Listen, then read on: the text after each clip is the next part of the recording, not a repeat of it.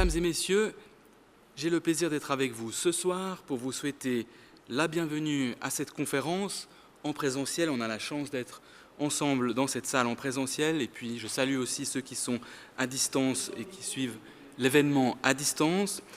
Pour vous rappeler en 5 minutes le contexte de la conférence et pourquoi avoir choisi un tel sujet.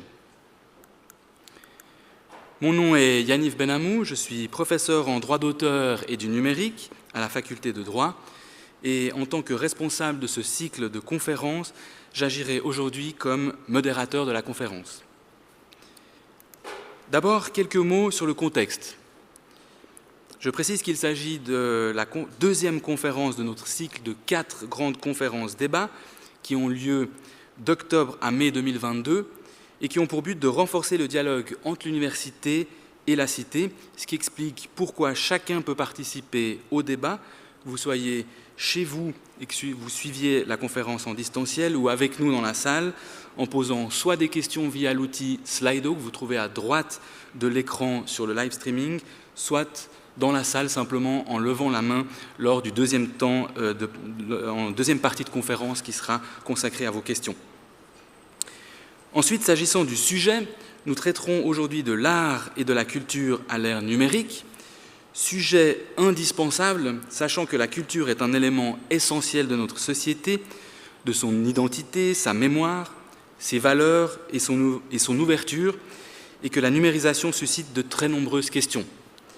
Par exemple, l'impact du numérique sur la définition de la culture, comment définir la culture à l'ère où tout devient numérique et tout gratuit, l'impact sur sa production, quels sont les nouveaux modes de production, l'impact sur son accès, en quoi l'expérience du public peut être enrichie, et ainsi que la rémunération des droits d'auteur, par exemple, comment rémunérer l'artiste à l'ère du tout gratuit.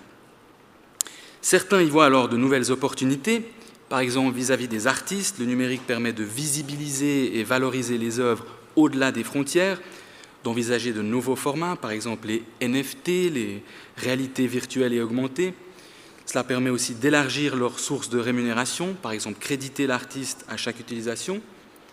Et puis, vis-à-vis du public, le numérique permet de donner un accès accru aux œuvres et d'élargir le public. Par exemple, atteindre des nouveaux publics ou des personnes à mobilité réduite et ainsi de renforcer ce que l'on appelle la démocratisation de la culture.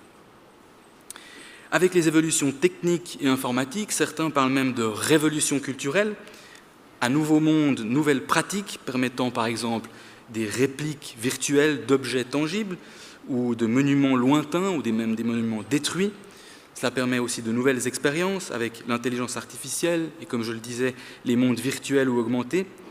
Et puis le numérique permet aussi davantage de collaboratif avec des communautés pouvant participer à toute la chaîne de création, à l'image même du Picasso vendu sur Coca, appartenant à 25 000 internautes, ou d'autres détenteurs de NFT pouvant décider collectivement de la curation et de l'exposition d'une œuvre. Cependant, d'autres vont parler de crise de la culture, ou rappellent au moins les défis. D'abord, défi le droit. Aux facilités technologiques s'ajoute une complexité juridique qui peut freiner toute la chaîne de création en raison des nombreuses questions juridiques, dont la question d'authenticité lorsqu'une œuvre est dupliquée, la question de titularité lorsque plusieurs personnes, voire la machine, co-créent une nouvelle œuvre, voire enfin des questions de rémunération et de réappropriation du domaine public. Ensuite, les questions technologiques, économiques et sociétales. Qui finance la culture à l'ère du tout gratuit, comme je le disais?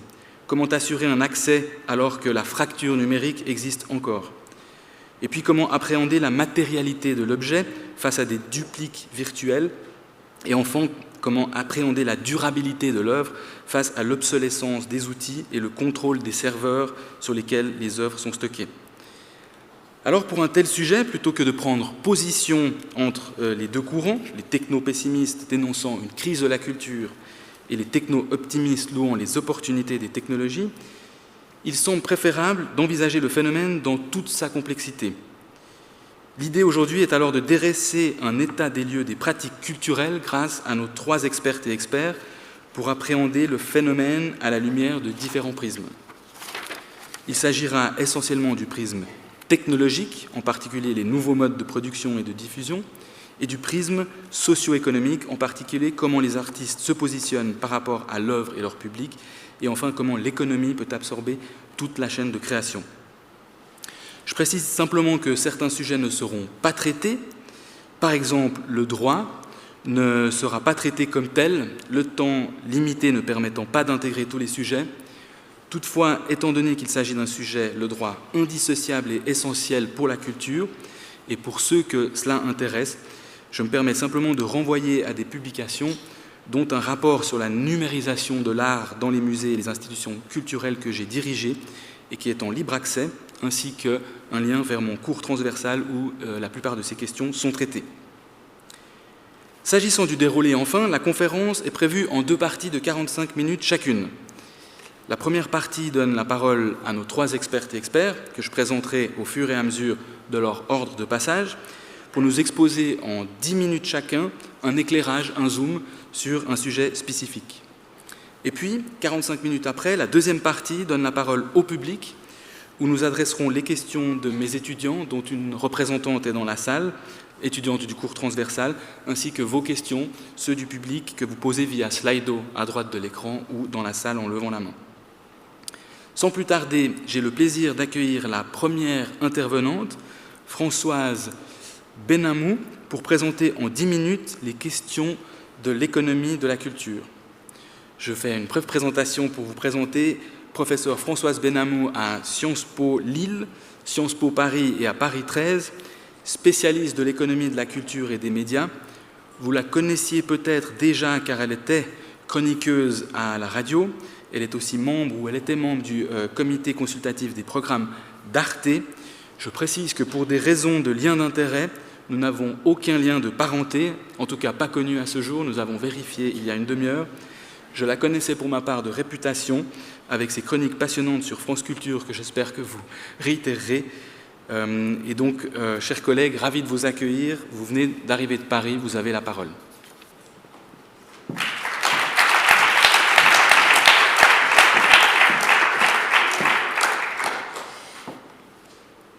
Bien, merci beaucoup pour cette présentation et pour cette invitation. Je suis très heureuse toujours d'être à Genève, même si c'est brièvement et dans les conditions qu'on connaît aujourd'hui. Et si vous m'y autorisez, j'enlève mon masque. Voilà. Alors, il y a tant à dire sur ce sujet. Est-ce que je peux... pour mon PowerPoint, voilà, je sais pas. Merci. Peut-être une première chose qui fait écho à ce que Yaniv Benamou vient de dire.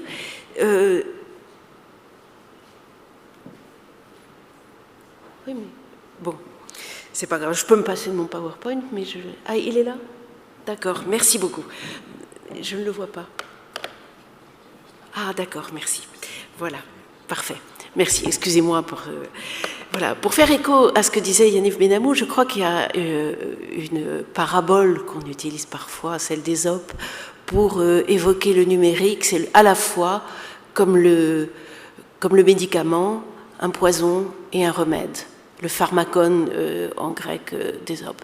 Et c'est exactement ça, et nous l'avons vécu d'une certaine manière pendant la pandémie. Le numérique nous a sauvés à bien des égards, et en particulier au plan culturel. Ça a permis à des artistes de continuer de travailler, de jouer comme s'ils étaient dans un orchestre, alors que l'un était chez lui et l'autre aussi chez lui, à quelquefois des kilomètres l'un de l'autre.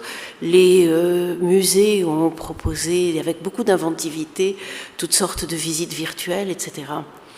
Et en même temps, alors pourquoi poison? Parce que ça pose beaucoup de questions, et en particulier une, pour moi, économiste, qui est très importante. C'est une question qui était déjà sur la table, c'est la question de la gratuité. C'est-à-dire tout ça a été mis très spontanément et avec beaucoup de générosité sur le net, mais les habitudes s'installent beaucoup en matière de gratuité, et c'est vrai que ça pose la question tout simplement de la rémunération des artistes, la rémunération des créateurs, la rémunération des établissements et de toutes celles de ce qu'on appelle la chaîne de valeur. Et donc cette question est véritablement sur la table, aujourd'hui peut-être plus que jamais, et d'autant plus que la durée de cette pandémie fait que cette migration vers le numérique, que l'on observait déjà, mais de manière à un rythme pas nécessairement lent, mais inégal suivant les secteurs culturels, etc., cette migration a vécu un coup d'accélérateur sans que, justement, toute la chaîne économique ait été préparée à pareille accélération. Et ça pose énormément de questions. Je vous donne un exemple. On a un débat en France pour savoir si ce qui est mis par des établissements publics culturel sur Internet doit être gratuit. Et ce débat est assez violent, comme souvent d'ailleurs sur les sujets culturels et sur la question du numérique. Est-ce que ça doit être gratuit ou non? Alors évidemment, ma position d'économiste est de dire non. Non, parce qu'on crée beaucoup d'effets d'aubaine, c'est-à-dire des gens qui seraient prêts à payer une petite somme éventuelle pour une visite virtuelle qui, bien sûr, n'est pas la même expérience qu'une visite en présentiel, mais qui est une autre expérience et qui, si elle a été bien préparée par l'établissement culturel qui la propose, peut être tout à fait enrichie. Et donc, ce sujet est extrêmement important parce que les modèles économiques ne sont pas là, et s'ils ne sont pas là, cela interroge non seulement la rémunération des acteurs, mais même la viabilité des secteurs culturels. Et dans le monde culturel, on a beaucoup mis en avant ces dernières années en France, mais plus généralement en Europe, dans tous les pays d'Europe, le fait que la culture apportait beaucoup à l'économie en termes d'emploi, qu'elle représentait une part significative du PIB, on avance le chiffre de 2,3% en France, ça peut être différent suivant les pays et suivant surtout la définition que l'on donne de la culture, mais ce qui frappe quand on travaille là-dessus, on s'aperçoit que cette part diminue. Elle diminue légèrement, mais elle diminue. Et quand on s'interroge sur le pourquoi de cette diminution, c'est parce qu'une partie de la valeur s'échappe, en quelque sorte, et profite à d'autres acteurs que les acteurs culturels, et tout particulièrement aux plateformes américaines. Donc vous voyez, c'est pour poser un petit peu les termes du débat, c'est un débat difficile, compliqué, et bon, j'arrive pas à passer. Non. Ah, d'accord, ça, oui. Oui, non, mais ah, voilà. Alors, je voulais vous montrer, peut-être puisque je vois déjà le temps passer affreusement vite, trois choses, très vite, puisque ce sera ensuite développé par les autres intervenants. Trois choses. La première, c'est ce projet The Next Rembrandt, vous en avez peut-être entendu parler. C'est l'idée que l'on pouvait, par intelligence artificielle, créer des Rembrandts. Bon. De mon point de vue, c'est pas très intéressant de créer des Rembrandts puisqu'on en a déjà, mais en revanche, peut-être, c'est la création par intelligence artificielle. Qu'est-ce qu'elle ouvre? Elle ouvre, je vais le dire du point de vue de l'économiste, de nouveaux marchés, et elle ouvre de nouvelles possibilités. Vous avez aussi de nouveaux usages dans le... Regardez, là, par exemple, vous avez une visite d'un musée, d'une exposition, une exposition autrement, dirais-je. Et là, on ouvre des nouvelles formes d'accès avec de nouveaux services et là aussi, dirais-je, du point de vue de l'économiste, des nouvelles possibilités de valorisation de la culture. Mon troisième exemple, ce sont les NFT qui ont été évoqués par Yaniv Benamou et qui interrogent non seulement la question de la propriété, celle du droit d'auteur, et aussi celle aussi de la création d'un nouveau marché qui, pour l'instant, est ultra spéculatif. Alors, tout cela me conduit à dire que le numérique, c'est une transformation vraiment générale et totale de la culture. Et vous le voyez, j'ai essayé de mettre ça sous forme de 3 colonnes. Alors, je ne vais pas évidemment les détailler toutes, il faudrait beaucoup de temps. Mais vous voyez, du côté des auteurs, des créateurs, les transformations, et j'en mentionnerai une, c'est... l'autoproduction, la rémunération des auteurs, je l'ai déjà évoqué, qui implique une révision tout simplement du contrat d'auteur, et puis l'autoproduction, c'est-à-dire la possibilité de désintermédier la culture, des artistes qui vont travailler et directement proposer leurs œuvres aux consommateurs de culture via des plateformes. Cette plateformisation de la culture et plus généralement de l'économie, elle transforme complètement les modèles d'offres. Et là aussi, j'évoquerai peut-être juste 2 points. J'ai déjà évoqué une capture de la valeur par les grands acteurs américains et une économie des données qui se met en place, une économie de la donnée, et notamment des données personnelles, avec beaucoup de questions sur ce que l'on peut admettre et ce que l'on ne peut pas admettre, et est-ce qu'il faut financer la culture via les données personnelles, pour le dire autrement, via la publicité. Donc de nouveaux modèles d'affaires et en même temps des choses extrêmement positives qui se déroulent, comme par exemple la possibilité de faire émerger ce qu'on appelle des marchés de niche, c'est-à-dire la possibilité par exemple pour un artiste, pour un auteur, de s'adresser à des publics extrêmement dispersés, de les rassembler virtuellement et au bout du compte de pouvoir amortir certains produits. Et cela implique évidemment du côté des usages enfin une transformation complète. Alors, je n'évoquerai pas le piratage, mais peut-être juste 2 points, la transformation de l'expérience utilisateur, comme on dit, avec de nouvelles complémentarités entre le numérique et le physique. Et ça, c'est un point tout à fait important sur lequel nous travaillons beaucoup. Est-ce que la visite virtuelle amène à une visite physique? Est-ce qu'il y a une complémentarité ou est-ce qu'il y a une cannibalisation? Et à vrai dire, on observe les deux. On pourra le reprendre dans la discussion, ça dépend des secteurs et des types d'œuvres. Et enfin, je dirais, le point important, c'est toute cette économie de la recommandation qui se met en place. Ce sont les likes, c'est une production d'informations, comme on dit, par la foule, c'est-à-dire par vous et moi en fait, et qui va faire que la qualité des œuvres va être non plus indiquée simplement par des experts, mais aussi par le tout venant, je dirais, encore une fois, pour le meilleur et pour le pire. C'est de nouveau cette parabole d'Ésope, et je vais m'arrêter parce que je vois que j'ai mangé mes 10 minutes, ça passe très vite, hein, mais je pense qu'on reviendra sur toutes ces questions dans la discussion. Merci.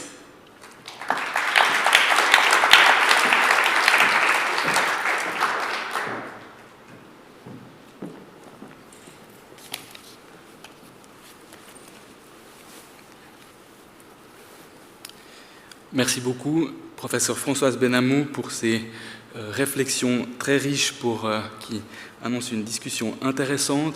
Vous êtes visiblement dans un champ, une discipline, l'économie de la culture, qui ne va que croître en questions et en recherche. Donc j'espère qu'on aura d'autres occasions de vous entendre et d'approfondir des sujets. Vous parliez un instant de la visite virtuelle du visiteur. Est-ce que ça va l'amener dans les musées? Eh bien pour ça va être intéressant d'entendre la prochaine oratrice, puisqu'elle, à mon sens, fait une fusion des visites virtuelles et physiques, puisque le visiteur est physiquement, mais immergé virtuellement dans l'enceinte du musée. Et donc, pour ceci, j'ai le plaisir d'introduire la professeure Sarah Kenderdine, qui interviendra, je le précise, en anglais. Pour les personnes le souhaitant, il y a des casques à disposition grâce au travail de l'interprète. Pour ceux qui sont à distance, le streaming est traduit en français. Donc je présente en quelques mots professeur Sarah Kenderdine, professeure de muséologie numérique à l'EPFL depuis 2017. Elle dirige le laboratoire de muséologie expérimentale, explorant la convergence de la pratique esthétique, l'analyse visuelle et les données culturelles. Je précise aussi qu'elle est curatrice de l'exposition qui est en cours au pavillon de l'EPFL, dite Deepfakes, l'art et ses doubles. Exposition, pour l'avoir visitée, bluffante, parce qu'elle, je le disais, immerge le visiteur dans l'univers virtuel des répliques virtuelles qui sont réalisées grâce à différentes technologies de pointe, d'imagerie et de réalité virtuelle ou augmentée. Sans plus tarder, je vous cède la parole, Sarah. The floor is yours.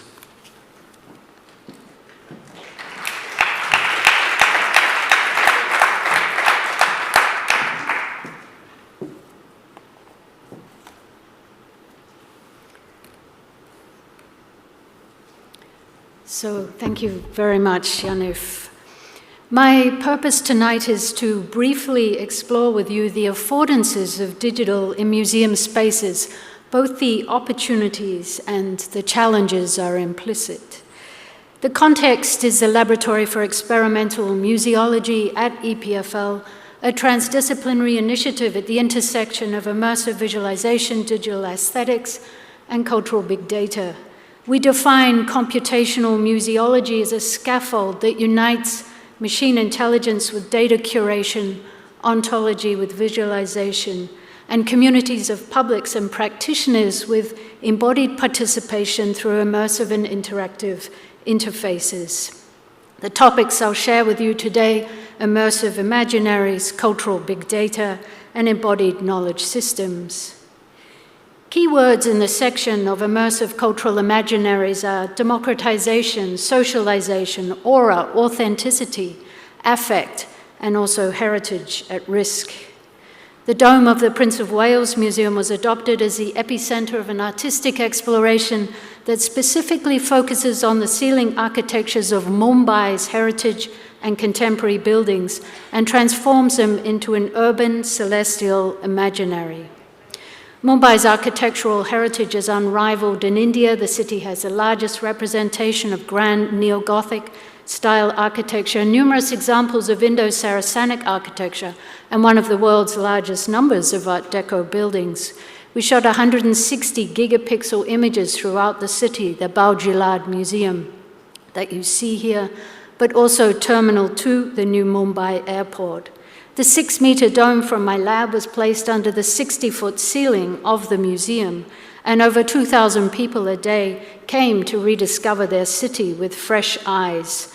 Open to all, it gave new perspectives on many of the spaces that are socially exclusive despite their public heritage status. The work uses a computer vision algorithm that randomly selects any pair of images and creates a unique transition between them. So in effect, you can lie there all day and never see the same thing twice. The concept of an experiential domed environment emerged from attempts to simulate the spherical gestalt of the human visual field and was designed to extend and exploit sensory perception. From historic India to ancient China, we're now in the Dongguan Caves in the Gobi Desert of northernmost China. At the nexus of the Silk Road, this World Heritage Site has 492 caves carved into this cliff face. Inside, 45,000 square meters of mural paintings and over 2,500 statues, crafted by Buddhist monks over a period of 1,000 years. This sublime art treasury is like nothing else in the Chinese Buddhist world.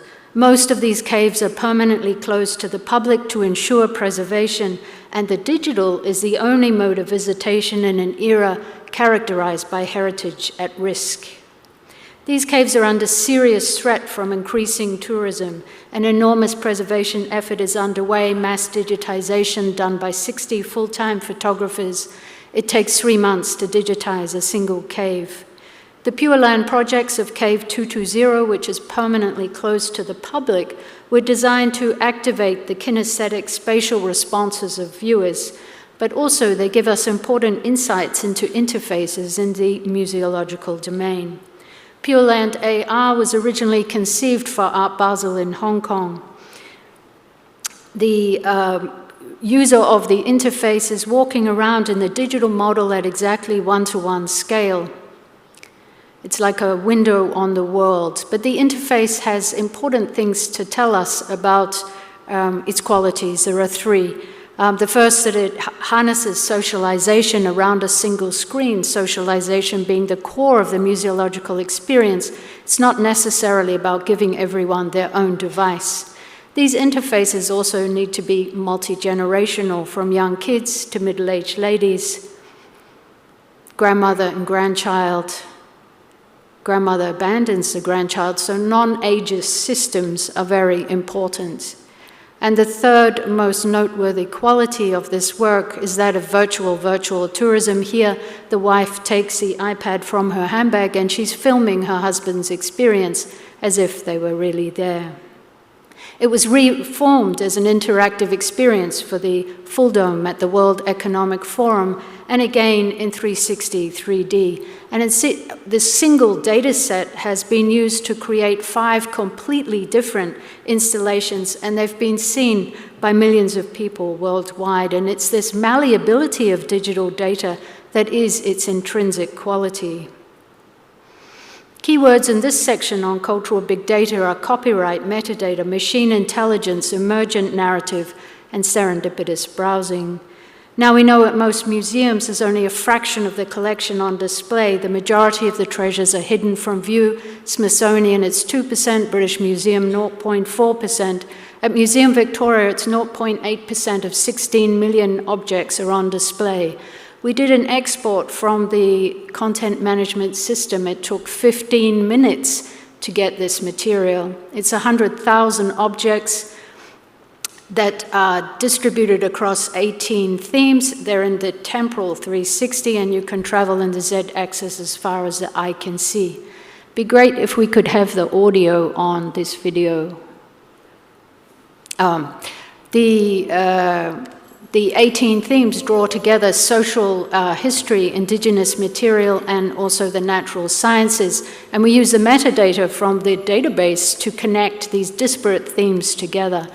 You can zoom into the objects. It creates a Wordle from the description. It allows you to access the original record. You might notice that there's only, it's a serendipitous browsing machine, like a real-time curating machine. There is no a text-based search engine for this project. It's in 360 3D, which the museum owns a system of. The soundscapes are emergent, coming from the audio collections. As we know, moving image and sound archives are the major records of the 20th and 21st century, but their sheer size and temporal nature means audiovisual materials present custodians with significant challenges to access, and meaningful engagement of these vast archives is of primary concern. And Jazz Luminaries is a project based on constellations of jazz greats from EPFL's seminal Memory of the World, UNESCO Memory of the World, Montreux Jazz Archive Digitization Project. The installation cuts, remixes, and replays 5,400 artists and 13,000 videos from a total archive of 11,000 hours of video. And the neural net-like image that you see here is the social network of these artists, and the clustering is based on the number of times one artist played with other artists. And it's B.B. King that lies at the very center of this dense network. Visitors lie under the dome and use a spherical interface to navigate in this constellation, emulating the hemisphere of the full dome in which it's staged. The search paradigm is akin to tuning a radio, search by listening, circumventing the lack of public knowledge into who jazz great performers are. So hearing what you like drives the design to unfold in 3 layers: a sample, all songs, full song. And you can turn this up if you like.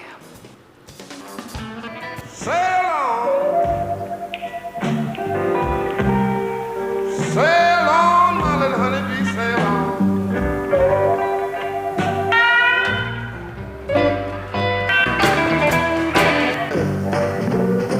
What you doing?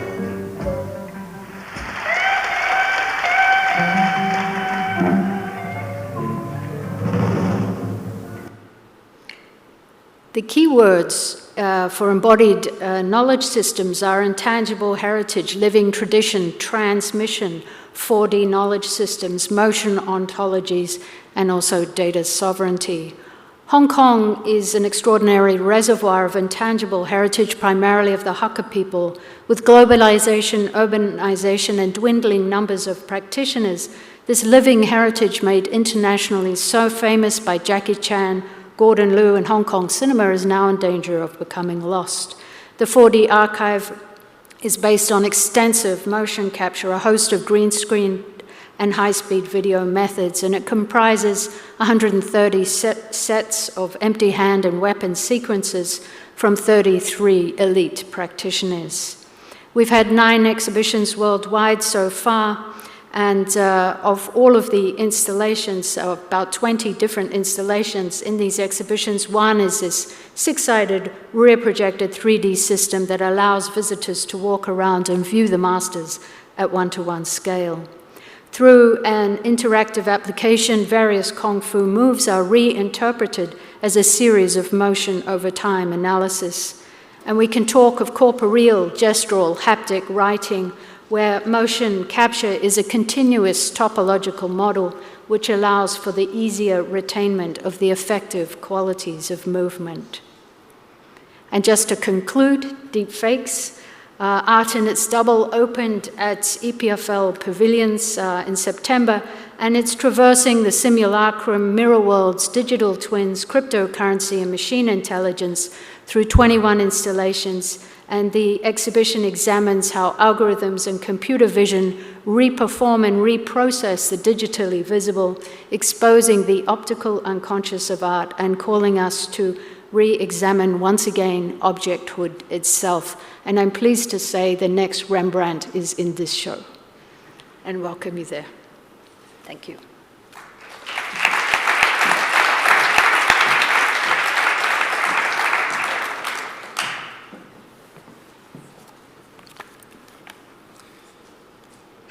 Thank you very much, Sarah. Merci beaucoup pour ces éclairages sur les potentiels du numérique dans le champ muséal. On va garder les questions pour après sur les défis aussi technologiques et autres que cela suscite. Sans plus tarder, pour ne pas perdre de temps sur le programme, j'ai le plaisir d'accueillir le troisième orateur, Anthony Mazur. Anthony Mazur est professeur associé et responsable de la recherche à la RED, agrégé d'art appliqué et ancien élève du département design de l'ENS Paris-Saclay. Il est membre associé du laboratoire La Creatis de l'Université Toulouse-Jean Jaurès. Ses recherches portent sur les implications sociales, politiques et esthétiques des technologies numériques. Je précise qu'on aura le plaisir de faire une collaboration dans le cadre de mon cours transversal sur le numérique. On travaillera avec un groupe d'étudiants sur les crypto-art comme nouveau champ dans le domaine artistique. Cher Anthony, merci d'être là. Tu as la parole.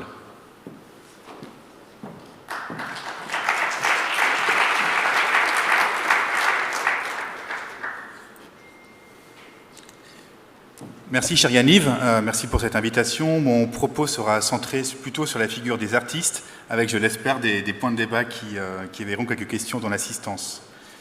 Donc 5 provocations, je vous propose pour ce soir. La première, le titre, l'ère numérique, m'a tout d'abord interrogé, étant donné que c'est une histoire très très longue et que du coup, on ne sait à vrai dire pas quand elle commence. Du coup, la première provocation que je vous propose, c'est d'en finir avec le terme innovation, étant donné qu'il renvoie indirectement à une amnésie.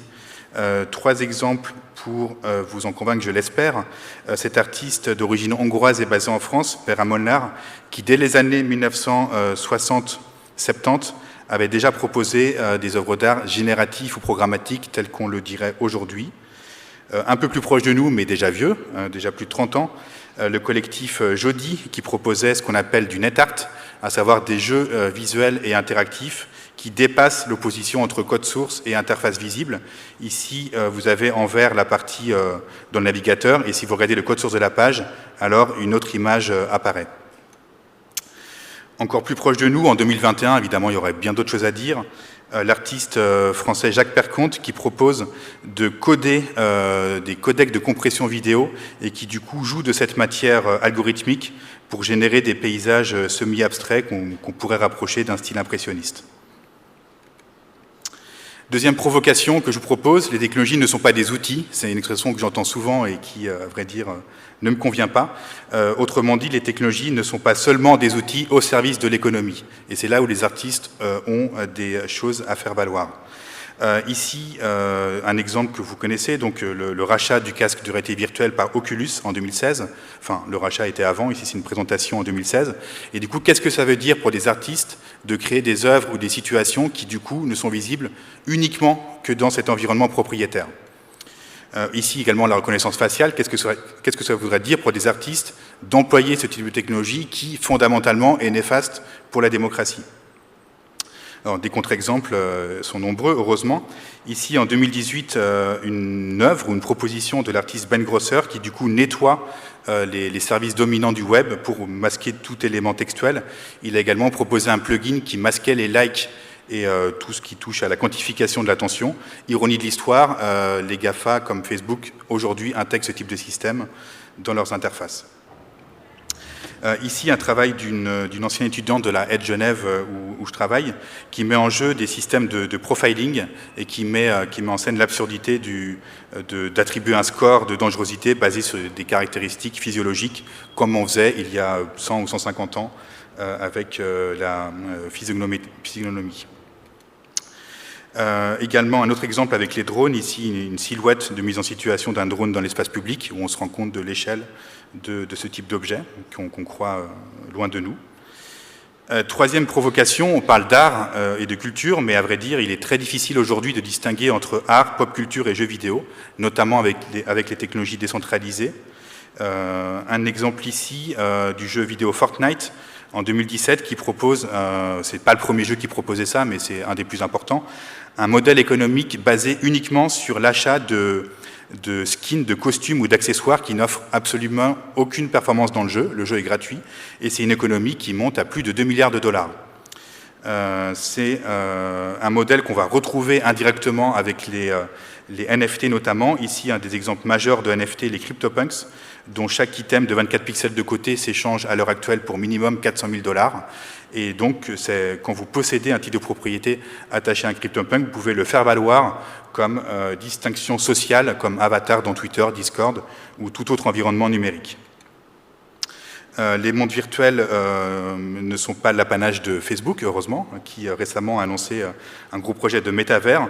Ici, un projet concurrent, on peut le dire, mais décentralisé, Decentraland, dans lequel peuvent s'insérer tout un tas d'assets, d'œuvres d'art, de jeux vidéo, etc. C'est très difficile de dire que c'est de la culture du jeu vidéo ou de la pop culture dans ce genre d'exemple. Autre projet, ici, de mobilier entièrement numérique, qu'on peut importer dans tout un tas de mondes. Donc vous achetez le fichier et il est interopérable dans différents environnements numériques. Peut-être qu'à terme, votre présence dans Zoom nécessitera ou ce sera plus utile d'investir dans ce genre d'objet que dans des locaux magnifiques comme on a à Genève, que finalement personne ne voit dès lors que vous êtes en ligne. Quatrième provocation, le machine learning ne remplacera que les mauvais artistes. Ça, c'est quelque chose que j'entends souvent. Est-ce que ça va remplacer les artistes? Françoise Benamou y a déjà répondu. Ça ne sert à rien de créer un nouveau Rembrandt. On en a déjà assez. Et finalement, ces technologies de deep learning, pour être plus précis, ne fonctionnent que par reproduction et par remix de données existantes. Mais pour l'instant, on sait reproduire du Rembrandt, mais inventer un ou une nouvelle artiste aussi important ou importante que Rembrandt, pour l'instant, on ne sait pas faire.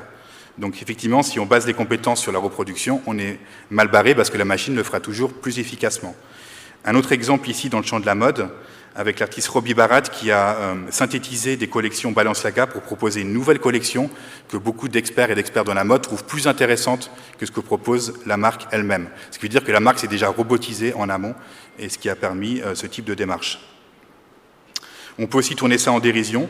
Ici, un travail du collectif d'Isnovation qui synthétise des mots-clés, des buzzwords en ligne liés au monde de l'art et qui propose de les remixer sous forme de propositions de nouvelles œuvres qui sont parfois plus intéressantes que ce qu'on trouve dans les musées contemporains. Dernière provocation, non des moindres, la blockchain rendra le marché de l'art moins capitaliste parce que c'est souvent quelque chose qu'on entend, que c'est très spéculatif, ce qui est totalement vrai. J'essaie de prendre le contrepoint avec quelques exemples. Déjà, les systèmes de revente dans le marché de l'art actuel, si vous êtes un artiste et que votre offre se revend plusieurs fois, finalement c'est le dernier acheteur en date qui va toucher le plus d'argent. L'artiste n'aura pas de pourcentage. Avec la NFT, c'est différent. Il y aura une rétrocession automatique qui est variable suivant les systèmes. Et du coup, l'artiste, à chaque transaction, reçoit un pourcentage.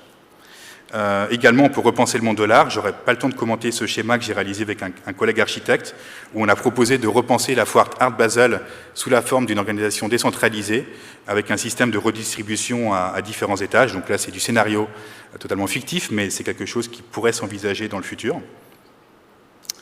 Également, Yaniv l'avait évoqué, Yaniv Benamou en introduction, des systèmes de curation décentralisée et de gouvernance partagée. Ici, un exemple avec la plateforme de NFT Rare.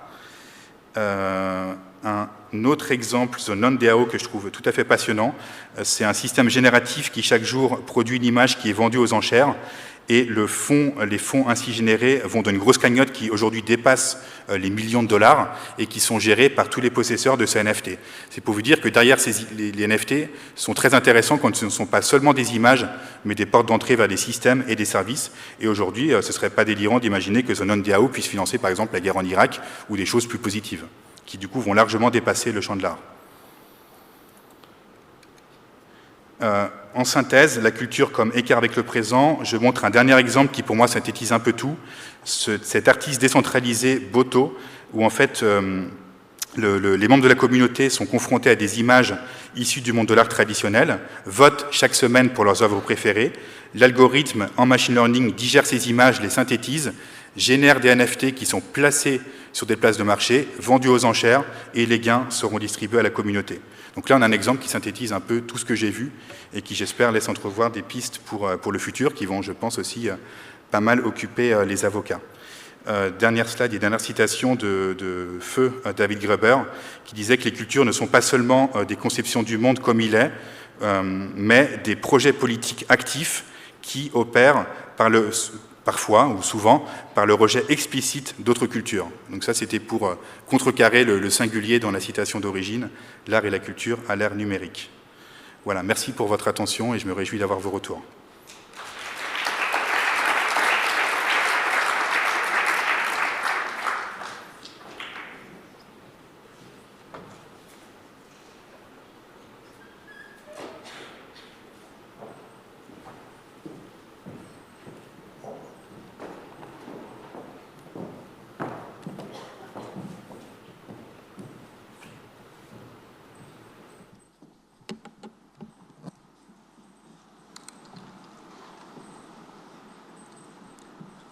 Alors, merci beaucoup également Tony Mazur. On peut passer à cette deuxième partie de conférence qui est consacrée aux questions. Questions d'une part des étudiants du cours transversal sur le numérique et puis également les questions que vous poseriez dans la salle ou via l'outil Slido que vous avez à droite de l'écran. Alors, pour les questions de l'étudiant, où il y a une étudiante représentante du cours transversal, j'appelle Madame Mouna Miri du Graduate Studies Institute qui participe à mon cours pour venir poser 2 questions à l'un ou les intervenants de ce soir. Madame Miri, vous avez la parole.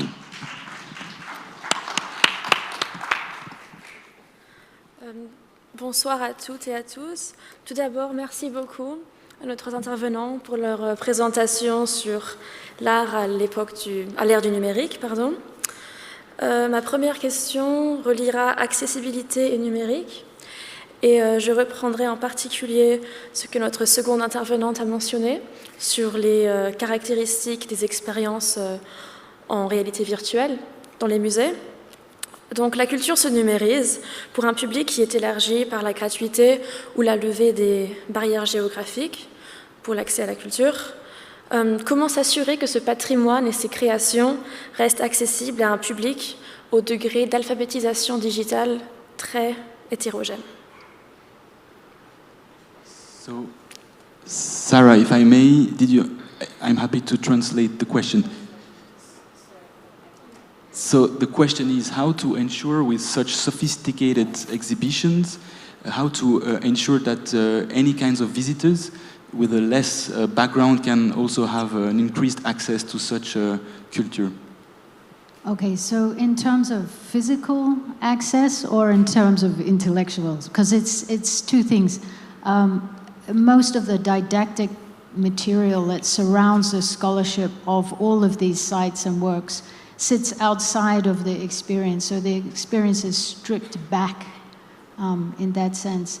And they're very accessible, they're all wheelchair accessible and things like that, so if that's what you were asking about. And from, if I may, from a digital literacy aspect, digital literacy for people at home, for example, during the pandemic. Right. No, we do situated works that are meant to be experienced in social space. We don't tend to distribute things on the internet. That's also largely because most of the material I'm working with is hugely copyright encrusted all moving image archives are very copyright encrusted. So they're not distributed, but theoretically they can be through things like head-mounted displays and augmented reality. Merci, thank you very much. Ma seconde question va relier diversité et numérique. Peut-on parler de nos jours d'uniformisation culturelle où les mêmes recommandations, les mêmes tendances, les mêmes œuvres se diffusent sur ces grandes plateformes globales? C'est une excellente question parce que on pouvait espérer que le numérique ouvre le jeu, parce que dans le fond, c'est l'accès à l'infini, aux infinies possibilités de l'offre. Et on s'aperçoit que ça crée un phénomène, d'une certaine manière, de fuite devant la diversité. Autrement dit, plus la diversité offerte est importante sur le net, et plus des communautés de goût se forment, et avec des individus qui restent dans ce qu'on appelle ces bulles, en quelque sorte ces bulles cognitives, où ils vont partager un certain nombre de valeurs, de référents culturels, etc., et avec peu d'échanges avec les autres. Et donc, c'est quelque chose qui interroge beaucoup, parce que on a beaucoup espéré du numérique, et peut-être n'a-t-on pas espéré ce qu'il fallait en attendre. Dans le monde des NFT, c'est assez troublant de voir comment différentes communautés s'ignorent. On a d'une part la scène crypto très politisée qui va proposer des expériences radicales et qui en même temps esthétiquement reste très pauvre. Je vous ai montré ces CryptoPunk et il y a des exemples bien plus moches, même si celui de la pop culture a posteriori. Et puis on a aussi les artistes traditionnels qui vont investir ce champ par opportunisme pour la plupart, sans prendre en compte toute cette culture politique et technique. Et du coup, c'est des bulles qui ne se mélangent pas vraiment, à vrai dire. Et je pense que les choses les plus intéressantes viendront de cette convergence si elle arrive un jour. Peut-être une troisième question, si vous en avez. Oui, enfin, dans l'univers numérique, il y a un exemple récent avec la publication du dernier album d'Adèle. Comme vous savez peut-être, Adèle a publié son dernier album récemment, à la condition que Spotify enlève l'option de shuffle, que l'option shuffle ne soit plus l'option à défaut d'entendre un album. Et en quelque sorte, elle a repris pouvoir dans sa vision artistique de comment elle voulait que son œuvre soit écoutée. Aujourd'hui, qui détermine comment l'on découvre et apprécie l'art? Les plateformes numériques globales qui existent à but lucratif, les usagers individuels qui migrent librement en ligne. Et qu'en est-il de la vision de l'artiste? Là aussi, c'est une très bonne question et c'est très... ce qu'on peut dire déjà, c'est que le streaming a sauvé l'industrie musicale qui avait perdu la moitié de son chiffre d'affaires en quelques années à cause, du fait du numérique et de la destruction de valeur que ça pouvait représenter. Et le streaming, parce qu'il correspondait finalement à un mode de consommation qui va bien avec l'ADN de l'Internet en quelque sorte, le streaming a permis de voir les revenus de l'industrie musicale remonter. Mais le streaming n'a pas sauvé les artistes. Et les artistes gagnent très peu d'argent grâce au streaming, sauf quand ils sont très connus, et qu'ils peuvent instaurer un rapport de force extrêmement puissant avec les plateformes de streaming.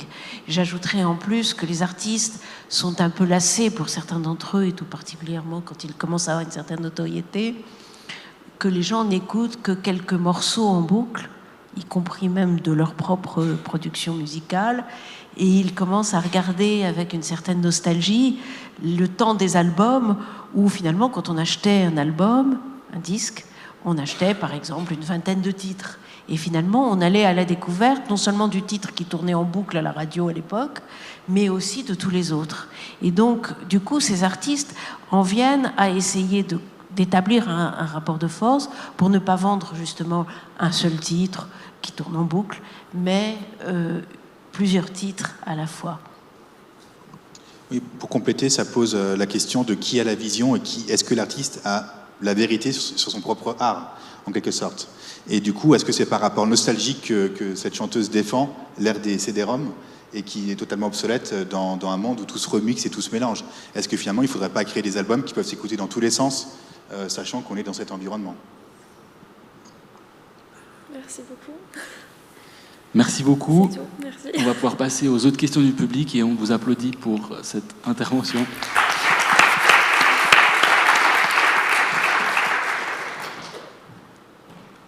Alors, je vois déjà une question dans la salle et après je prendrai une ou deux questions de Slido. Peut-être s'il y a un micro qui circule pour madame. Et puis dans l'intervalle, je vais quand même prendre une question de Slido, parce que c'était en lien avec la dernière question sur la rémunération ou comment déterminer, comment les plateformes calculent la rémunération. Il y a plusieurs questions liées à la rémunération et au statut précaire des artistes. Je m'adresse peut-être à professeur Benhamou et professeur Mazur. Donc une question, c'est, qui est d'ailleurs liée avec l'autre, c'est comment le statut économique des artistes souvent précaires peut-il évoluer positivement grâce et avec le numérique. Et connecté à ça, quelqu'un se demande aussi si l'artiste ne va pas créer de manière, ne va pas être influencé dans sa liberté artistique pour peut-être plaire davantage au populaire et ainsi être réduit dans sa marge créatrice. Donc c'est peut-être une question pour l'un et l'autre. Moi, je commence avec les NFT. Il y a cette promesse, cette utopie que les artistes puissent avoir un contact direct avec le public, ce qui était déjà le cas avec les médias sociaux, mais vendre aussi en direct, ce qui, ça, est relativement nouveau. Maintenant, ça pose la question de transformer les artistes en quelque sorte en community manager. Est-ce que c'est vraiment quelque chose qui est souhaitable? Et est-ce qu'on va se passer si facilement des galeries et des grandes foires? Je ne pense pas. Je pense que ça va plutôt cohabiter, mais que le système actuel restera dominant. Et puis, ça profite pour l'instant qu'il y a une petite frange d'artistes. On a des sommes records qui font la une des médias, comme la vente de l'artiste Beeple pour 69 millions de dollars, d'ailleurs par une grande maison d'enchères, c'est assez paradoxal, mais à côté de ça, il y a beaucoup de NFT qui valent rien et qui n'ont pas d'acheteurs. Pour rebondir sur la question de ces ventes en direct, c'est un sujet extrêmement important parce que on voit quand même des phénomènes de masse émerger que je trouve pas du tout négligeables. Pour quitter un instant le monde des beaux-arts et aller vers l'édition, par exemple, dans l'édition de livres, on voit, notamment aux États-Unis, mais aussi dans nos pays, un développement massif de l'auto-édition, c'est-à-dire de l'auteur qui écrit son livre et qui ensuite le publie lui-même grâce au service des plateformes d'auto-édition. Amazon en a créé une, bien évidemment, mais il en existe d'autres. Et ensuite dispose d'un livre qui est à la fois en format numérique et qui peut être imprimé sous format papier en impression à la demande. Donc c'est une forme d'ubérisation en quelque sorte de l'industrie de l'édition qui pose beaucoup de questions. Alors on peut regarder ça en se disant mais on ne peut pas se passer d'éditeurs. Oui et non. D'ailleurs on voit des auteurs connus qui décident de le faire, mais aussi il y a plusieurs fonctions de cela. On voit que la désintermédiation s'installe quand même, c'est-à-dire qu'il y a des auteurs qui composent avec cela, dans le fond, là où un éditeur va leur donner 10% de droits d'auteur, ils vont avoir 70%, enfin, la plateforme garde 30%, il leur reste 70%, ils vont payer ensuite le livre, etc., il leur restera à peu près 50% de la somme. Donc voilà, ce sont de nouveaux modèles économiques qui se mettent en place, mais qui peuvent constituer des possibilités nouvelles pour certains auteurs. Et alors on va retrouver ça dans le monde musical depuis de longue date. Et les labels de musique, d'ailleurs, ont compris l'intérêt qu'ils pouvaient avoir dans l'affaire, c'est-à-dire, certes, des artistes leur échappent, mais d'un autre côté, ces plateformes constituent des lieux virtuels où ils peuvent aller chercher de nouveaux talents et ils essayent de les repérer. Ceux qui ont eu un certain nombre de clics, plus de 1000 par exemple, eh bien, ils vont signer avec eux des contrats d'auteurs ou d'artistes. Donc on voit ces nouveaux modèles un peu inversés en quelque sorte qui se mettent en place, mais qui ne sont pas intéressants dans la mesure où ils sont complémentaires, je dirais, du vieux monde. Alors je me permets juste de rebondir sur les pistes que vous évoquez l'un et l'autre, la désintermédiation étant une piste. Si maintenant on se concentre sur l'intermédiation, admettons que c'est une autre piste ancienne, mais quand même existante, vous avez parlé des modes de rémunération. Est-ce que vous avez quelques observations, Madame Benhamou, sur ce système de rémunération user-centric et market-centric? Dans quelle mesure les artistes arrivent à influencer sur les grandes plateformes type Spotify pour corriger les modes de redistribution aux artistes? Alors, bon, je ne vais pas rentrer dans la technique, hein, je pense que ce n'est pas le sujet, mais c'est vrai que les artistes, ça c'est assez intéressant, on voit les artistes, les musiciens, les interprètes, etc., qui se sont révoltés en quelque sorte hein, contre le système de rémunération des plateformes type Spotify, et qui sont arrivés à imposer quand même un nouveau mode de rémunération, hein, qui est beaucoup plus respectueux, en quelque sorte, de la réalité des consommations auxquelles il donne lieu. Donc on retrouve, mais comme dans le monde d'avant, en fait, d'une certaine manière, des rapports de force qui se mettent en place autour de la question du contrat d'auteur. Je voulais compléter ce que dit ma collègue. Dans le monde des NFT, on voit que c'est très contradictoire. On a des plateformes comme OpenSea qui sont des nouveaux intermédiaires, à la fois moins puissants, parce que le pourcentage de vente est à peu près entre 5 et 15%, versus 50% pour les galeries d'art. Et on a des artistes très connus comme Damien Hirst, qui a un peu fait tout le parcours, qui a été en galerie, qui après a vendu en direct à des collectionneurs, et qui maintenant se retrouve sur des plateformes de NFT. Donc on voit que c'est tout à fait mouvant, et qu'on a aussi des grandes maisons comme Christie's et Sotheby's, qui maintenant ont leur propre galerie intégrée sur ces plateformes. Merci beaucoup. Je crois qu'on peut prendre la question dans le public. Bonsoir.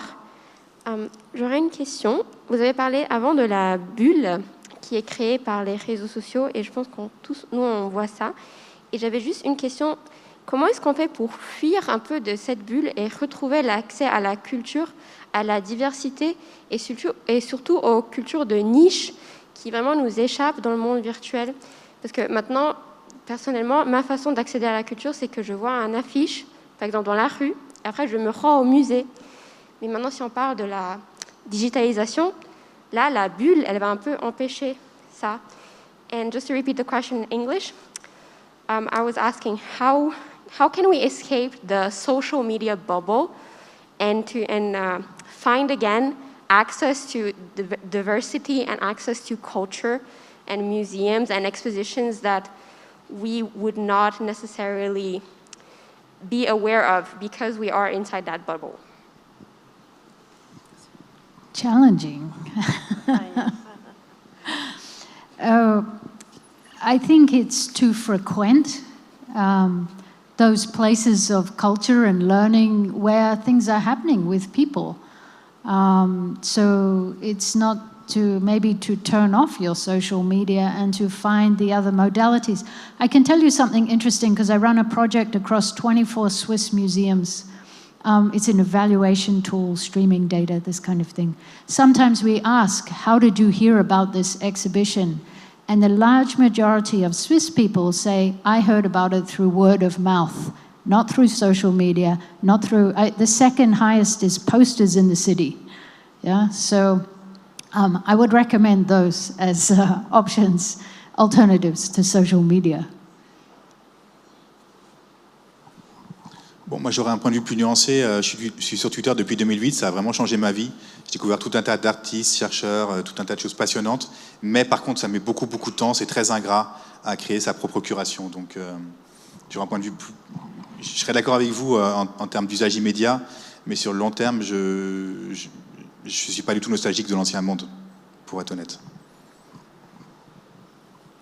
C'est compliqué de vous répondre parce que je crois qu'il y a tout un système aujourd'hui qui est un système qui va bien au-delà d'ailleurs de considérations économiques, qui les inclut, qui tend à nous enfermer effectivement dans ces bulles cognitives, dans ces communautés d'échange, et résister à cela, je n'ai malheureusement pas de recette. déjà en être conscient, et j'ai l'impression que la formulation de votre question montre que vous l'êtes, c'est déjà un premier pas. Mais c'est vrai que c'est quelque chose qui est difficile. Ça existait d'une certaine manière déjà dans le monde physique, et aujourd'hui on est dans ce qu'on appelle, nous économistes, des cascades informationnelles. Je trouve que l'image est assez parlante, où finalement plus il y a de gens qui sont dans la même bulle, et puis on est heureux parce que on tourne autour des mêmes informations. Et donc voilà, c'est sans doute un défi qui est à la fois social et politique. Merci. J'ajouterais peut-être un mot-clé qui vient de plus en plus pour lutter contre les bulles d'enfermement culturel, c'est la découvrabilité. Et semble-t-il, de plus en plus de plateformes, par exemple la RTS, sont très attachées à ajouter un critère de découvrabilité dans leur algorithme pour ouvrir, justement, sortir de cette bulle d'enfermement culturel et éviter que l'internaute soit vraiment restreint. Et on espère qu'avec les nouvelles législations, par exemple européennes des GAFAM, en ouvrant la transparence de l'algorithme, en permettant à la société civile de participer à l'algorithme, peut-être que la société civile va insérer plus de découvrabilité. Question ouverte, mais en tout cas, je formule mes vœux pour que ça aille dans cette direction. Mais quand on voit par exemple comment travaillent les ingénieurs qui sont chargés de toute la partie recommandation chez Netflix, ils ne se contentent pas de collecter les données personnelles et de travailler sur des algorithmes de recommandation. Dans ces algorithmes de recommandation, ils incluent aussi une part de hasard pour que justement notre soif de diversité soit un petit peu servie. Pas trop, mais un petit peu quand même. Merci beaucoup. Est-ce qu'il y a d'autres questions dans la salle? Alors, je vois une main au fond, si on peut. Merci.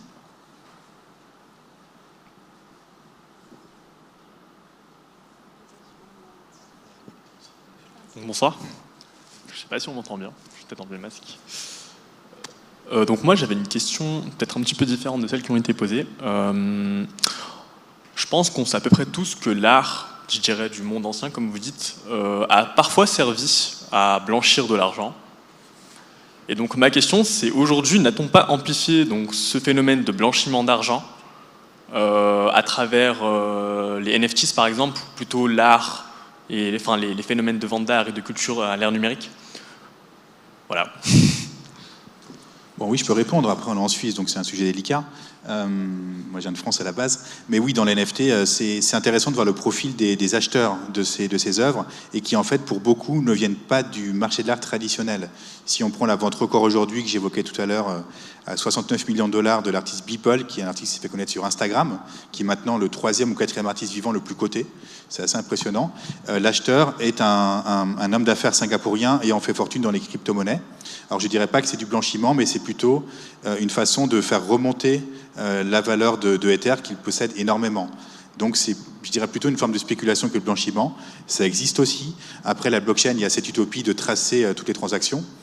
Mais il existe évidemment plein de contre-dispositifs qu'on appelle des mixeurs.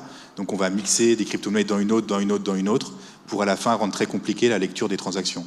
Donc oui, c'est un phénomène qui existe. Maintenant, moi j'étais Art Basel cette année, on n'a pas attendu la NFT pour faire ça, je pense. Mais je pense malgré tout que ça l'amplifie. Mais c'est vrai qu'on a un phénomène ultra spéculatif qui interroge aussi en plus beaucoup. C'est-à-dire qu'on est un peu perdu devant ce phénomène des NFT sur le plan de la compréhension de quelle est la valeur qui pousse le prix en quelque sorte. C'est probablement pas la valeur esthétique. Et donc, je peux vous dire que moi, je fais partie de l'organisme qui régule les ventes aux enchères en France, qui s'appelle le Conseil des ventes volontaires. Et c'est vrai que c'est un sujet qu'on a mis à l'ordre du jour de notre prochaine séance, parce que ça pose beaucoup de questions de régulation, beaucoup d'interrogations effectivement sur les risques de blanchiment, etc. Et d'ailleurs, Tracfin, qui est l'organisme européen qui gère tout ça, enfin qui qui traque, comme son nom l'indique, en quelque sorte, le blanchiment est très attentif à cela. Tout ça se payant en bitcoin en plus. Donc voilà, on est dans un univers qui appelle une régulation, et cette régulation est complexe à mettre en place.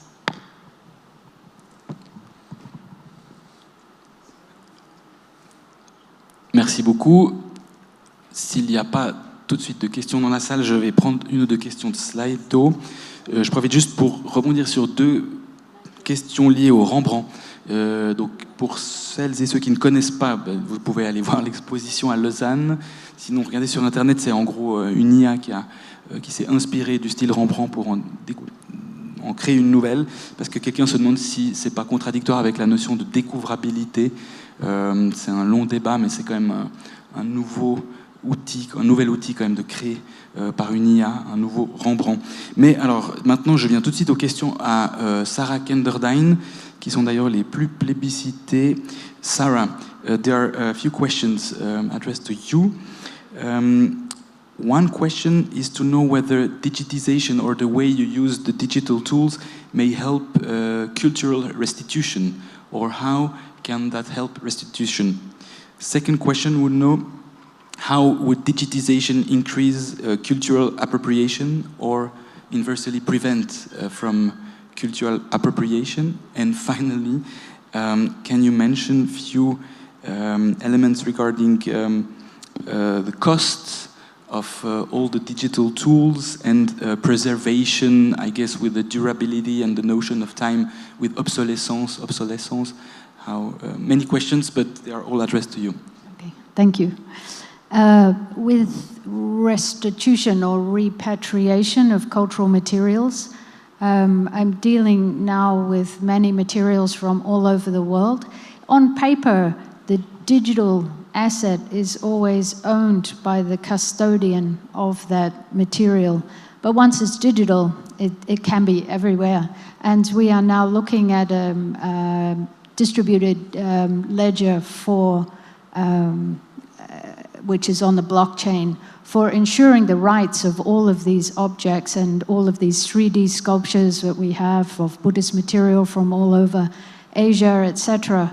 And this is an effort to understand how we can use those technologies in repatriation of that material, so that potentially, and it's a big, big debate, and it's very controversial at the moment in museums, especially in Europe, who have collections that all come from somewhere else. And this has become a major problematic for many museums. And so they're looking at the digital, understanding how the blockchain could be used to ensure the registering of ownership and the movement of objects around the place, and its, let's say, authenticity is one big area, I think, of the law to come. In terms of cultural appropriation, so typically I'm working in very close consultation with the custodians or the owners of these particular heritage items.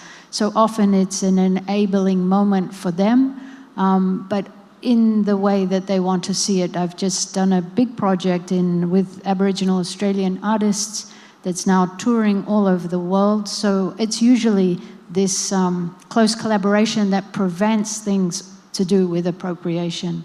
But you also have to take artistic license sometimes and to demonstrate how it could be rather than be directed. Sometimes this is a conversation that goes back and forward and often appreciated, actually. And in terms of costs of objects and things, so we work at the very high end of digital material. We spend a lot of time in digitization in the field all over the world. But we're often using really off-the-shelf equipment to achieve this. It's not such a big deal.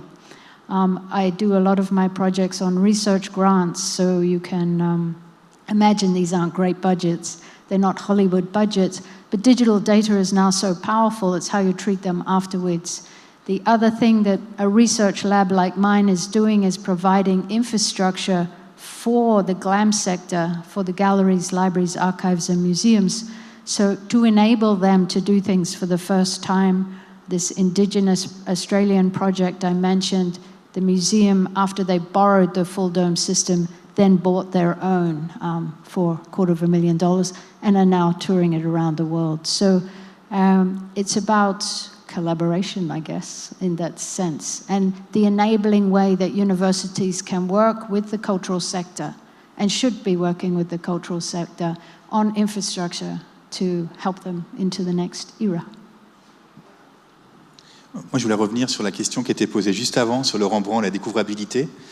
Effectivement, on pourrait utiliser ces technologies de machine learning pour tout à fait autre chose. Qu'est-ce qui se passerait si, au lieu de reproduire des œuvres, on veut un autre Beatles, du manga Tezuka, c'est des vrais exemples qui existent, si on plaçait ces technologies pour, au contraire, calculer des coefficients d'originalité. Bon, c'est une idée un peu provocante. Je ne sais pas si on a un jeune artiste, on pourrait du coup entraîner ces algorithmes sur des œuvres qui nous placeraient sur une carte sémantique dans l'histoire de l'art, là où ça se place, qu'on est en train de produire en direct, pour nous aider à nous positionner. Maintenant, cette idée pose la question de savoir si l'art se tient de l'originalité, qui est une très vieille question dans l'histoire de l'art, qui a été très débattue et qui, notamment dans l'art conceptuel, a été vraiment remise en cause, par exemple. Donc ça pose aussi la question de savoir si dans ce type de débat, on n'est pas dans une vision totalement rétrograde de l'art qu'on est en train de poser et qui ignorait totalement les avant-gardes du siècle passé.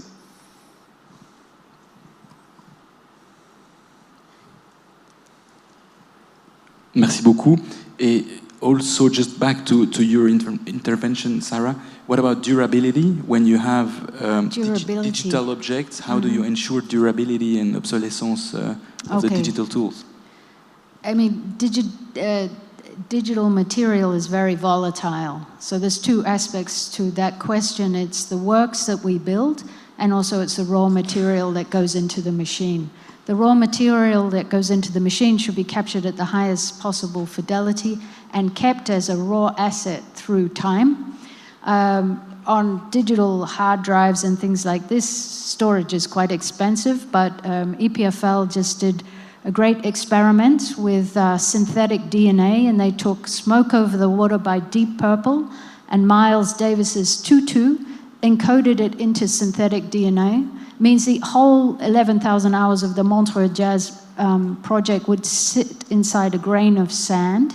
You de-encode the data, you can listen to the original recording. It means all the data of the world will sit in a single suitcase, so that, and stable for 5,000 years. So that radically positions how we travel things through time and space. So there's that technology, and the other storage technology is engraving in glass, which is also a big new step forward in how we can stabilize digital material. So durability is a thing that people are working on a lot. And then with systems and applications, although there are some purists out there who believe that one would have to stage the work on exactly the same hardware, which is almost impossible to keep alive. I'm much more in the emulation world that says with enough good documentation, you can rebuild it, but with a better computer. So I'm more on that side. So really good documentation of these projects is essential to ensure their restaging in the future in the museum, if you like. Yeah. Thank you very much. Et j'ajouterais aussi, à côté, à Genève, on a l'ITU, l'Union internationale des télécommunications, qui travaille sur des projets de standardisation, dont les questions d'obsolescence programmée, dont les questions de pérennisation des contenus culturels. Et je crois que Sarah est aussi impliquée dans ces questions de standardisation, donc à côté dans la Genève internationale. In the ITU working groups, they also have, they're developing standards for culture and blockchain. All different aspects, they're already looking at the standardization of this. This comes at certain risks, because often, I mean, people, artists, etc., are working outside of the standardization framework. And that's what's most interesting about it. And standardization is closely aligned to commercialization, which has its inherent, late capitalist fever. Moi, je suis tout à fait fasciné par ce qui vient d'être dit par Sarah Kenderdine sur l'ADN et les matériaux qui peuvent être gravés à très fine échelle. Ça pose la question de ce qu'on attend de la culture et à savoir aussi, est-ce que la culture, ça ne se base pas sur de l'oubli? On parle beaucoup de durabilité, mais parfois c'est bien que les choses ne soient pas durables, qu'elles soient éphémères, tout ne doit pas durer dans la vie. Et finalement, est-ce que dans un monde où tout est enregistré, comme ce que promet la blockchain, pour l'éternité, est-ce que finalement ça ne signe pas aussi la mort de la culture au sens où le dit Hannah Arendt, la culture c'est ce qui naît, c'est ce qui est nouveau. Et si on vit tout le temps dans quelque chose qui est stabilisé, quelle place on laisse pour l'invention? C'est une question, je pense, qui sera fondamentale de penser l'oubli positivement dans le numérique. Il y a un texte intéressant de Jean-Marie Legnaud, qui est un conservateur et qui écrivait on peut garder énormément de choses, on peut stocker énormément de choses, mais le vrai sujet, c'est l'indexation, c'est-à-dire la capacité ensuite à retrouver ce qu'on aimerait bien trouver. On le vit déjà, nous, à petite échelle. Il arrive parfois que, malgré les systèmes de recherche qu'on a dans nos ordinateurs, etc., on n'arrive pas à remettre la main sur un fichier pour une raison quelconque. Mais cette question est fondamentale. C'est-à-dire, moi, je suis persuadée que le numérique n'est de toutes les façons pas un moyen de conserver. Et d'ailleurs, les bibliothèques nationales le savent. Au tout début des réflexions sur le numérique, la Bibliothèque nationale, par exemple en France, s'était dit « Ah ben formidable, on va pouvoir arrêter de stocker, ça prend tellement de place, tous ces journaux papier ». D'ailleurs, en plus, le papier était un papier de mauvaise qualité. Mais on s'est rendu compte très vite que finalement, le papier, c'était quand même pas mal, surtout quand il est de bonne qualité, pour conserver. Et on est très inquiet de la conservation numérique, à la fois de la possibilité d'aller d'un système à un autre. Est-ce qu'on pourra encore lire les fichiers d'aujourd'hui dans je ne sais trop combien d'années? Et puis d'autre part, de la possibilité de la disparition tout simplement de ces fichiers. Il y a eu un incendie chez OVH, qui est le plus gros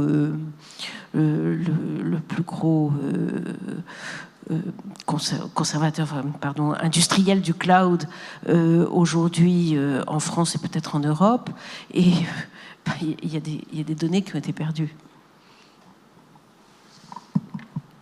Merci beaucoup. Est-ce que je vois des questions dans la salle?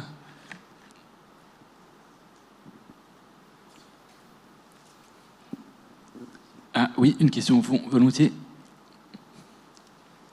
Oui, bonsoir. J'aimerais vous demander si, du coup, le fait que les artistes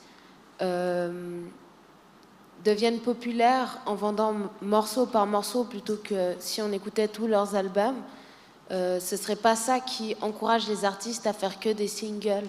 On peut voir ça récemment avec les artistes les plus populaires, parce que finalement, les singles, c'est ce qui passe à la radio et c'est pas l'album en entier.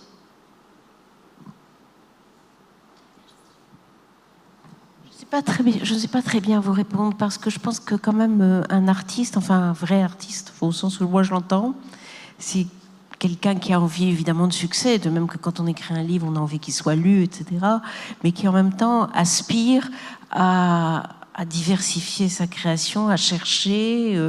Alors j'ose plus employer le terme innover, je vais trouver autre chose, on va créer tout simplement. Et donc je pense pas, enfin, un artiste qui voudrait faire que des tubes, d'abord ça marchera pas.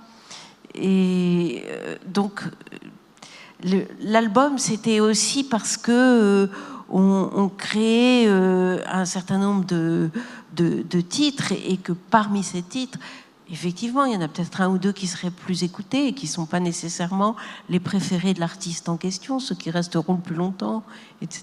Donc il me semble que quand même cette course à l'échalote du star system qui a toujours existé, hein, elle rencontre quand même ses limites.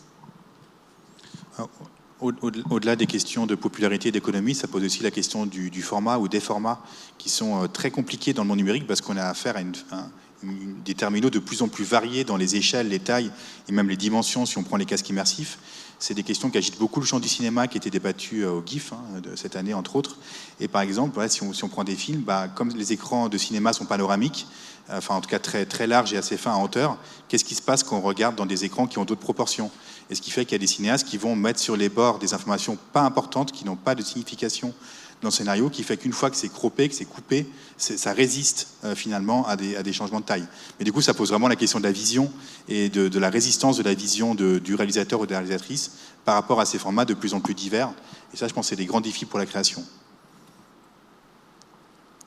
Moi, je me permets juste de rebondir sur la question de Madame et l'échange de l'instant. C'est vrai que la manière dont les plateformes sont faites peuvent aussi influencer la manière dont l'artiste va créer. On le sait que les plateformes type Spotify, je crois que c'était 17 secondes, à partir de 17 secondes, on crédite l'artiste d'un montant, et donc les artistes vont être influencés pour créer des 17 premières secondes accrocheuses, et je pense que en droit, on parle de code is law, on peut se demander si the code is art, parce que ça va vraiment influencer la manière dont on crée. Donc je rejoins en tout cas le propos. La manière dont l'infrastructure, les technologies se créent vont vraiment influencer beaucoup la manière de créer. Donc ça peut poser des problèmes, je pense, ou des questions. Je me permets de aussi vous reposer une question au professeur Benhamou qui a déjà été évoquée, mais là je pense que la question est très claire. C'est sur de nouveau la rémunération d'un côté, et puis de l'autre, comment arbitrer aussi l'intérêt du public à la gratuité ou en tout cas à des abonnements meilleur marché. Donc là, je vais même citer la question. Comment concilier le souhait du public d'accéder aux œuvres gratuitement ou à coût faible et d'autre part les intérêts des ayants droit à maximiser les profits, par exemple dans le domaine de la musique ou du cinéma? Il y a toujours des tensions dans les intérêts respectifs des acteurs d'une chaîne de valeur. Mais en même temps, il ne me semble pas qu'il y a que cette tension soit excessive. C'est-à-dire que je pense que de toutes les façons, la création doit être rémunérée. Moi, j'ai beaucoup de mal à comprendre qu'il puisse en être autrement. Après, c'est vrai que les modèles d'abonnement qui sont très forts dans le champ culturel, et on voit évidemment pourquoi, ces modèles d'abonnement, d'une certaine manière, installe un certain rapport à la gratuité. Parce qu'est-ce que c'est un modèle d'abonnement? Mettons que vous payez 10 € par mois pour... ou 9,99, peu importe, pour Netflix. Ça veut dire que le premier film que vous regardez, on peut le voir comme ça en économie, vous coûte 9,99 et après tout le reste, c'est zéro. Tout le reste est gratuit. Donc évidemment, ça pousse à ce que vous avez évoqué tout à l'heure, c'est-à-dire je regarde 17 secondes ou moins d'un film où j'écoute moins de 17 secondes d'une musique, etc. Donc, mais la question, pour moi, de la rémunération de la création, il faut arrêter de se dire qu'elle est contradictoire avec un accès très large aux œuvres. On peut payer, et tout le monde peut payer, enfin de rares exceptions près, pour la culture. La question, c'est de trouver le juste prix, c'est-à-dire de faire payer ceux qui sont prêts à payer beaucoup, de repérer leur consentement à payer et d'essayer de trouver moyen pour qu'ils payent relativement cher, et pour d'autres qui ne peuvent pas payer beaucoup, essayer de trouver des moyens pour qu'ils ne payent que ceux qu'ils peuvent payer. Mais il n'y a aucune raison que ce soit gratuit, parce que derrière, il y a du travail, et que je sache, on n'est pas dans des sociétés d'esclavage où le travail est gratuit. Peut-être un exemple que vous aviez évoqué juste avant la conférence, c'était en temps de pandémie, les musées qui donnaient accès à quasiment l'intégralité de leur collection.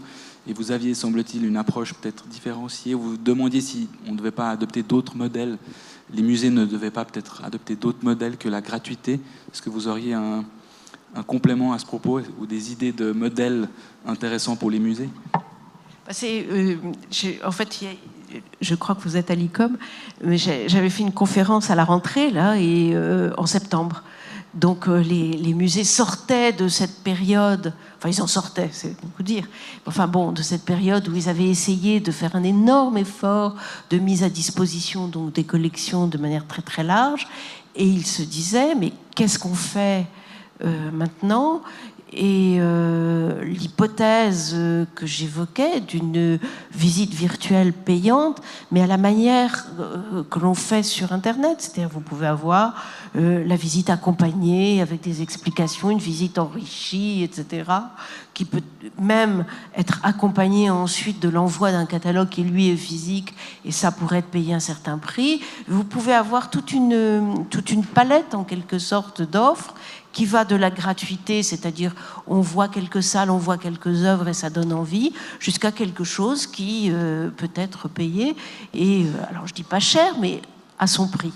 Et sinon je ne vois pas comment on va pouvoir, de manière durable, fonctionner dans le monde culturel avec des établissements qui ne sont pas nécessairement subventionnés et à hauteur des besoins qui peuvent se développer si la gratuité se développe de manière folle. Mais je pense que mon point de vue n'est peut-être pas partagé par tout le monde. Merci beaucoup. Je crois qu'on a le temps pour 2 dernières questions, notamment une déjà dans la salle, devant. Thank you very much for this fascinating discussion. And I'd like to ask Sarah Kenderdine, if with what you have at EPFL, do you think you can actually today reproduce an object to the extent that it is impossible to distinguish the authentic object from its reproduction or from the copy? And if so, are we not somehow losing the notion of authenticity, or is the authenticity, do we have to interpret it and come to something different in today's world? Thank you. I would say that the history of art has been filled with replication, some of it so perfect, done by humans painting, that gallerists and art dealers and all sorts of professionals, art historians, have been unable to tell the difference. So I think that was already there, right, in a physical sense.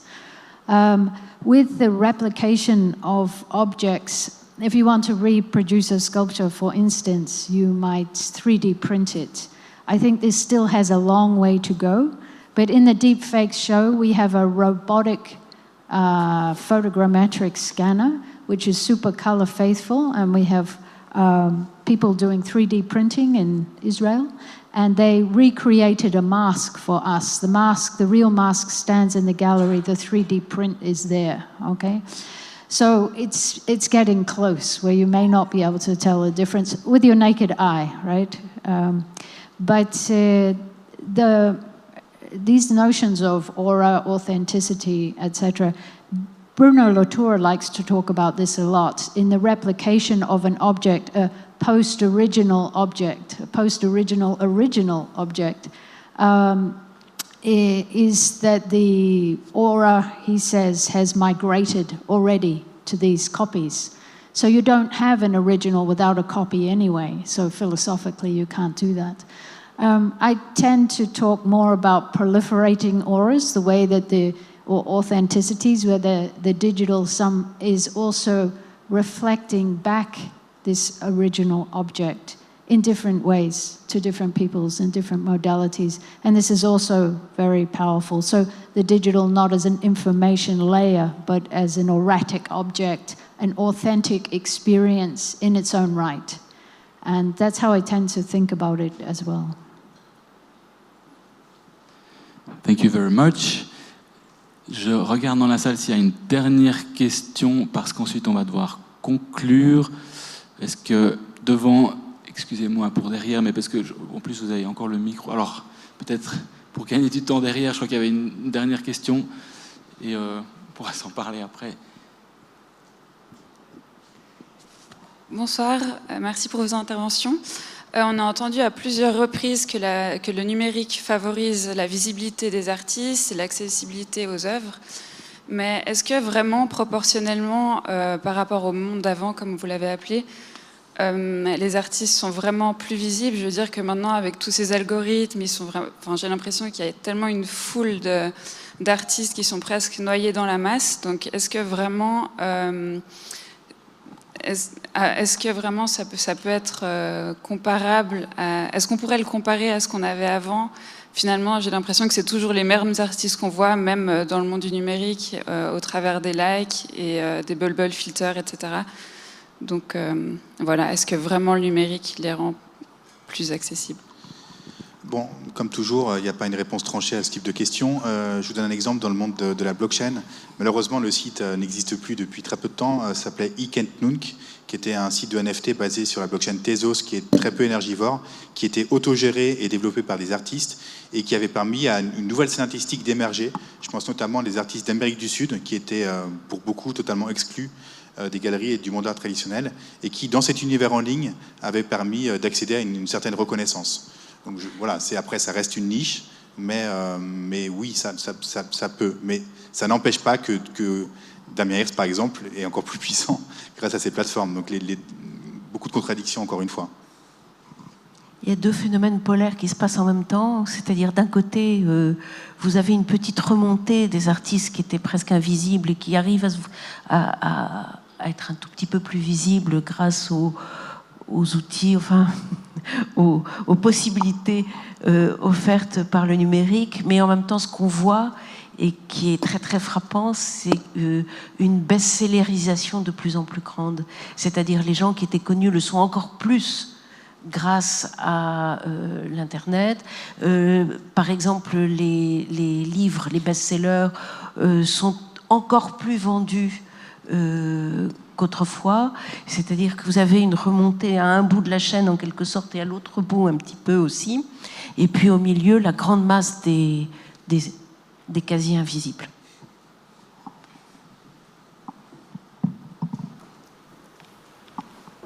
Merci beaucoup. Merci beaucoup aux intervenants, à vos questions, à toutes et tous. Il nous faut hélas conclure. Les questions sont encore multiples, le sujet est très vaste. Vu l'heure, je vais me permettre de conclure. Restez encore quelques minutes parce que je veux juste vous faire les communications suivantes. Le sujet étant si vaste, je vois aussi dans le Slido des questions liées à l'impact environnemental. Ça me permet de vous signaler que le cycle de conférences que nous organisons a aussi traité de la question environnement et numérique. C'est tout un autre sujet que nous n'avons pas eu l'occasion d'aborder aujourd'hui. Toutes les conférences ainsi que celles de ce soir peuvent être revisionnées sur la plateforme, sur notre site dont vous avez l'accès, donc aussi celles sur l'impact environnemental et celles de ce soir. En tous les cas, ce soir, la richesse des débats, la richesse de vos questions et des interventions ont démontré la complexité du sujet, mais qu'il est nécessaire de poursuivre le dialogue et de travailler ensemble de manière interdisciplinaire. J'aimerais vous remercier vivement à toutes et tous d'avoir participé et d'être ensemble dans cette salle pour échanger sur ces sujets. Un point important que je dois vous communiquer, c'est le formulaire qui est sur la plateforme que nous vous serions reconnaissants de remplir. Il y a, je crois, une dizaine de questions. Ça nous permet à nous d'améliorer ce cycle de conférences. Le formulaire se trouve juste en dessous de la vidéo qui est streamée actuellement. Donc, formulaire en ligne que je vous remercie vivement si vous pouvez remplir déjà maintenant pour éviter de reporter à plus tard. Formulaire d'évaluation pour améliorer les conférences. Prochaine conférence aura lieu le 1er mars l'année prochaine sur Enfants du numérique et puis la 4e et dernière sur surveillance numérique le 3 mai, donc toutes les deux en 2022. On espère vivement vous retrouver aussi dans la salle. Je profite enfin pour indiquer que cette conférence est aussi enrichie d'événements dits satellites, en particulier 2 événements. Un événement satellite, c'est une exposition d'art numérique avec des objets numériques qui a lieu depuis lundi jusqu'à ce vendredi, juste devant la salle. À l'extérieur ici, vous avez peut-être vu des œuvres exposées. Eh bien, c'est l'exposition œuvres d'art numérique qui est organisée par l'association culturelle Unige et une association de la HED. Également un atelier d'initiation au dessin numérique pour ceux qui veulent demain, mercredi, 18h30, 20h30, sur inscription, s'essayer à l'initiation au dessin numérique organisé par l'université. Vous avez toutes les informations sur la plateforme. Je conclus une fois de plus pour vous remercier vivement de votre participation et présence, et bien naturellement aussi toute l'équipe du rectorat, de l'Université de Genève, l'équipe technique, l'équipe de communication, M. Seth Touizabé, médiateur qui est aussi ici dans la salle, qui nous a aidé à organiser, Mélina Tiftikoglu, Raphaël Tézé et toute l'équipe du rectorat. Encore merci et au plaisir de vous retrouver à la prochaine conférence. Très bonne soirée.